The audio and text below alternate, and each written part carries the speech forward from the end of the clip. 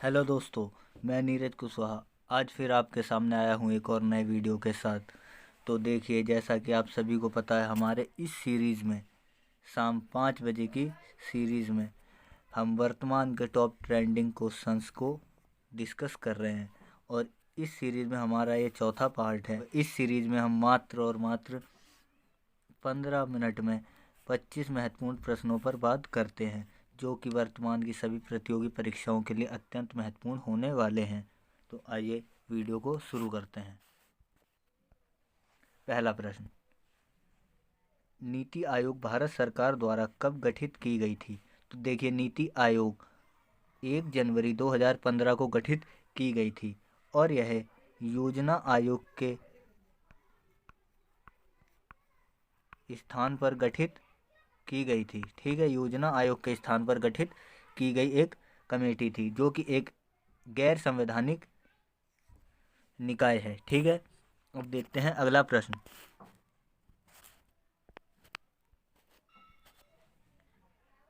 नीति आयोग कैसी निकाय है? देखिए, जैसा कि मैंने बताया, नीति आयोग एक गैर संवैधानिक निकाय है। ठीक है, अब देखते हैं अगला प्रश्न।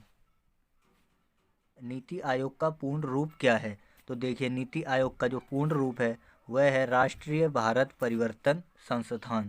ठीक है, क्या राष्ट्रीय भारत परिवर्तन संस्थान नीति आयोग का पूर्ण नाम है। अगर हम इसे इंग्लिश में बात करें तो इसका पूर्ण नाम होता है national institution for transforming India. ठीक है, क्या national institution for transforming India. ठीक है, अब देखते हैं अगला प्रश्न। नीति आयोग किसका आवंटन नहीं कर सकती? तो देखिए, नीति आयोग वित्त का आवंटन नहीं कर सकती। ठीक है, अब देखते हैं अगला प्रश्न।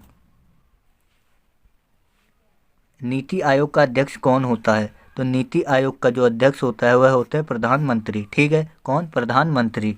ठीक है, और नीति आयोग के प्रथम अध्यक्ष जो बने हैं वह कौन है? श्री नरेंद्र मोदी। ठीक है, श्री नरेंद्र मोदी। ठीक है, नीति आयोग के प्रथम अध्यक्ष बने हैं। ठीक है, अब देखते हैं अगला प्रश्न।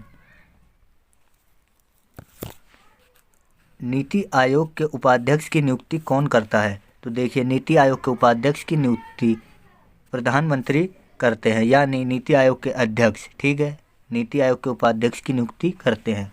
अब देखते हैं अगला प्रश्न। नीति आयोग के प्रथम सीईओ कौन थे?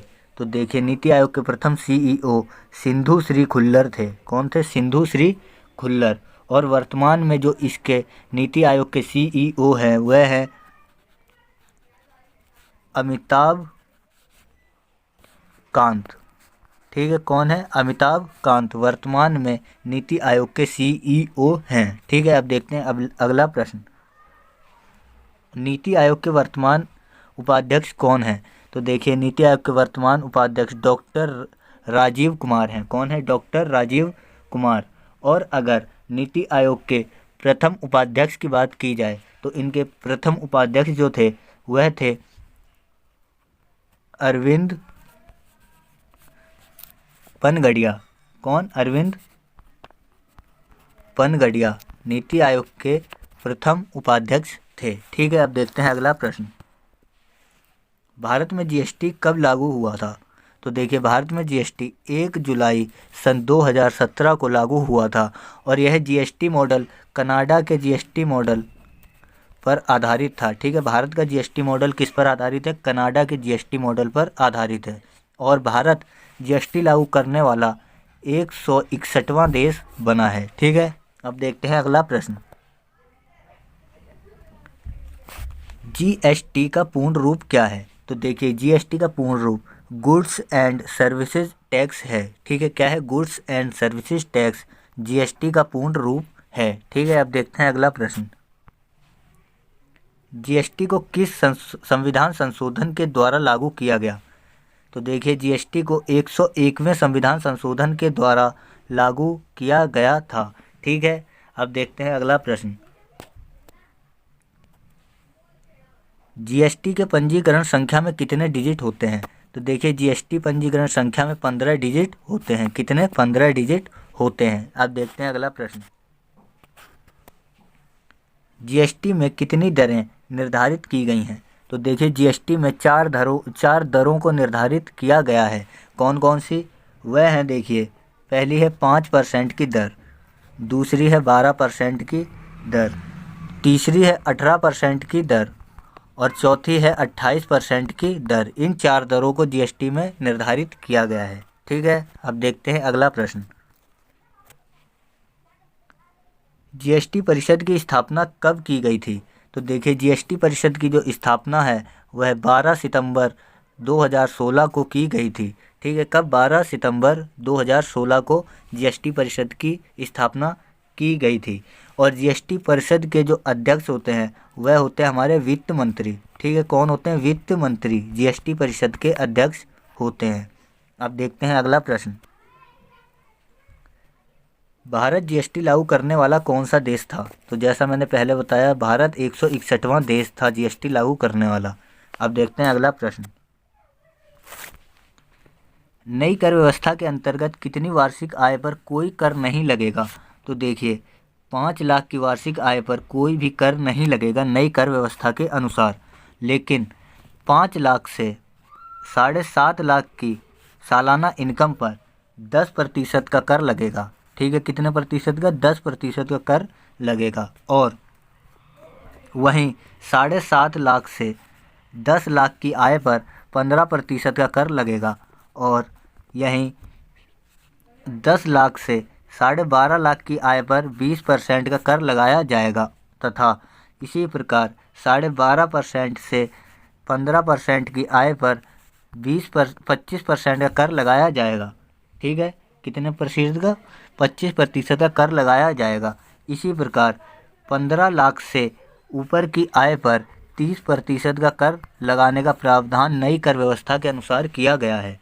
ठीक है, तो इस प्रकार से नई कर व्यवस्था में यह कर प्रावधान किए गए हैं। अब देखते हैं अगला प्रश्न।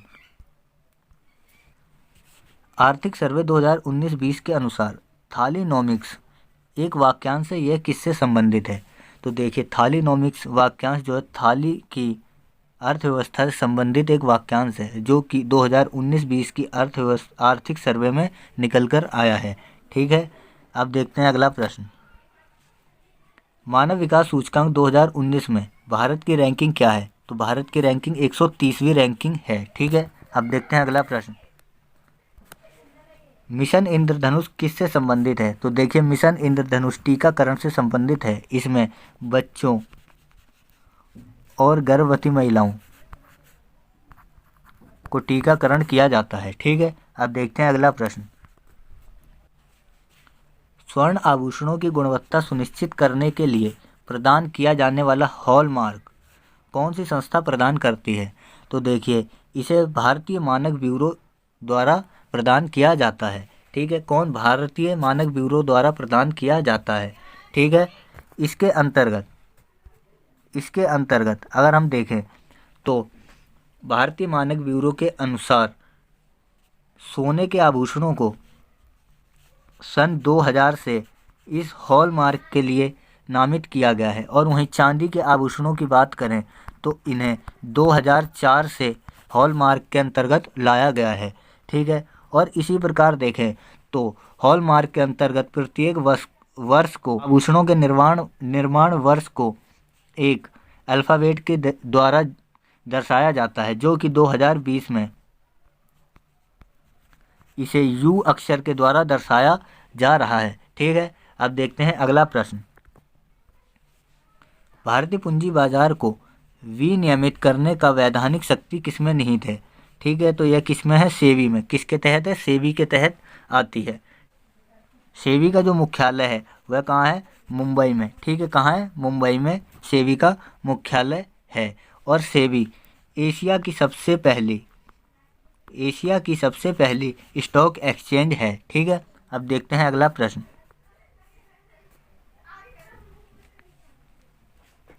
फिलिप वक्र किस घटना से संबंधित है? तो देखिए फिलिप्स वक्र जो है मुद्रास्फीति के साथ साथ बेरोजगारी को दर्शाने वाला एक वक्र है। ठीक है, इसके अनुसार मुद्रास्फीति बढ़ने पर बेरोजगारी भी बढ़ती है, इसको दर्शाया जाता है। ठीक है, अब देखते हैं अगला प्रश्न।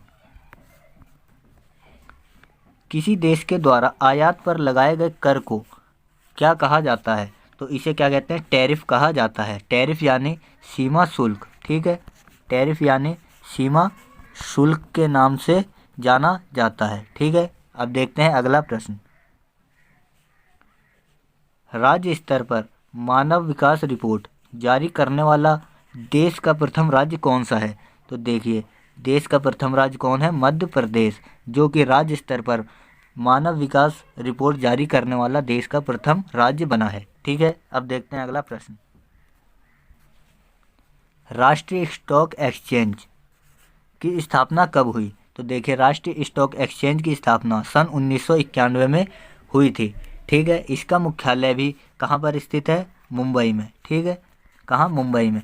और राष्ट्रीय स्टॉक एक्सचेंज जो है भारत का सबसे बड़ा स्टॉक एक्सचेंज है, सबसे बड़ा स्टॉक एक्सचेंज है, ठीक है। अब देखते हैं अगला प्रश्न।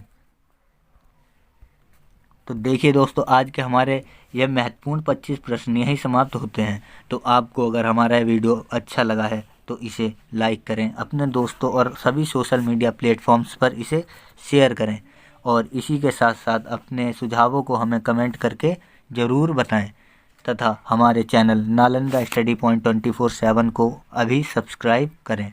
धन्यवाद।